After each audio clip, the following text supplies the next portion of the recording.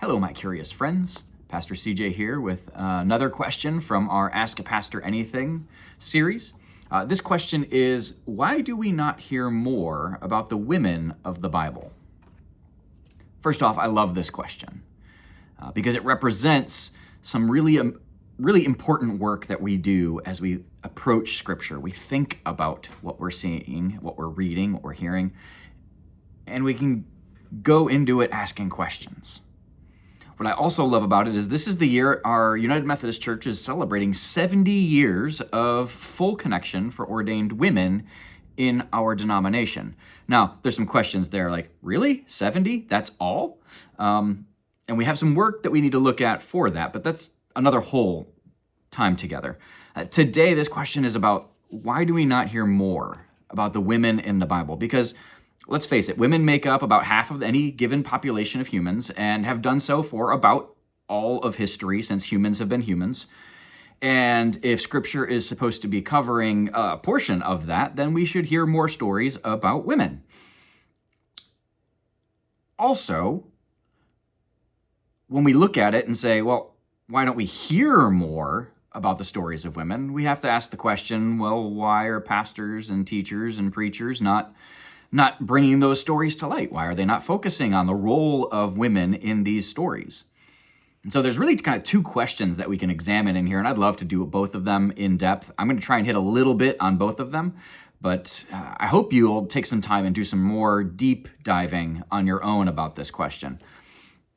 I want to begin with why do we like the hearing about the stories of the women in the Bible? Now, there are women throughout the Bible. Women show up in so many stories and do so many really amazing things. We can begin in Genesis, and we can reflect on Sarah's role in the story about her husband Abraham. We can look at Rebekah's role in the story about her husband Isaac, who happens to be Sarah and Abraham's son.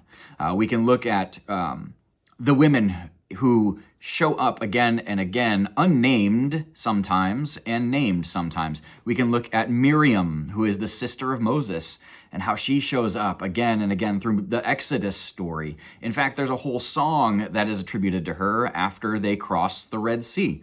We can look at the daughters of Zelophehad, which is a mouthful to say, but it's in Numbers chapter 27, and these daughters go to Moses and the other leaders and say, hey, our dad's dead.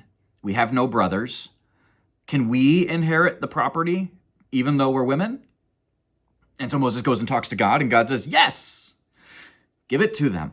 And so we have those kinds of stories too, where God, who is more egalitarian, more willing to, willing's not even the right word, but more interested in empowering women than often the culture would have been that wrote those stories or put them down to paper.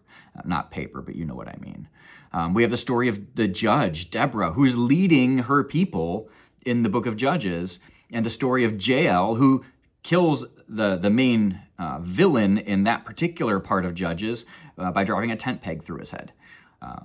We have the story of Ruth, which is the book, it bears her name. It's about Ruth, a Moabite woman, and her Jewish mother, Naomi, coming back from Moab into the land and establishing themselves in the social place there. We have the story of Mary, of Magdala, which often gets glossed over on Easter because she is the first person, the first preacher of the good news of Jesus' resurrection is a woman. All of these are amazing stories, and there's so much more. Women show up again and again and again through Scripture, in Paul's letters, in different stories, in poetry, and even God is portrayed as like a mother. And so we don't hear about them, but they are there. And so that question again, why don't we hear more about them, continues to resonate in the back of our minds. Why don't we hear more about them? And sometimes the answer can go like this. In the history of the church, men have often silenced or pushed aside women. Now, there's been active roles in this and passive roles in this. One of the active roles and things that have happened is the downplaying of the role of women in the early church. We talk about Priscilla and Aquila, who were compatriots of Paul, and we hear about the role of Priscilla in that is often subservient to that of Aquila, even though it's very clear in the text that they're equal. If not, Priscilla is really kind of more to the one in charge. There's translational changes that have happened through Scripture over the years because men did not think women should have the roles that they're portrayed as having in Scripture. An example of this we get from Romans chapter 16, where Junia, who is a leader in the church, is translated instead as Junias, which is a masculine translation. Now I realize these may feel like conspiracy theory-like things, but the reality is that does happen and has happened. And that's part of why we don't hear about them, because they just get pushed aside or transformed into men. Another reason, and I think this one, I don't like to use this as an example, but it really is, I think if you can trace a lot of the other thoughts back to this, is a lot of it has to do with men being uncomfortable with women. You can characterize it as the patriarchy, you can characterize it as sort of a subconscious bias, and it's probably a little bit of both of those things, may even be a conscious bias. But a lot of times when we look at Scripture, we focus on Jesus being resurrected, not Mary being the one who preaches him resurrected to the disciples. We focus on Abraham's in an interaction with the guests and not Sarah's role in that. We talk about Abraham and Isaac, and we neglect Abraham and Ishmael, who is the child of the Egyptian maidservant, Hagar. We completely skip over Ruth, or we reinterpret it to emphasize Boaz's role in it, even though it's really a story about Ruth. And preachers and teachers, we're all guilty of this in some way, shape, or form. Some of it is subconscious bias. And so why do we not hear about the women in the Bible more? Some of it is they're there and we just don't talk about it. Some of it is we don't know because we haven't taken time to learn. Some of it is we just choose to focus on other parts of it. And none of this justifies it. None of this makes it okay. But that is part of the answer for that question. We just don't.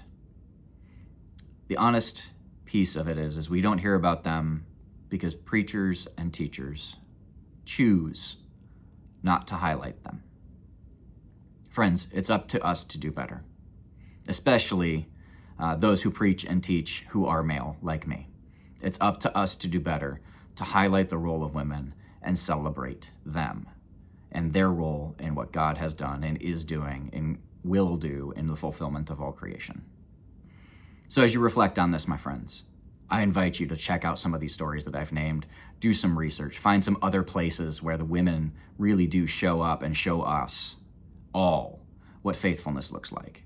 Because there's a lot of stories in Scripture where women really do shine. Thank you, my friends, and stay curious. Bye.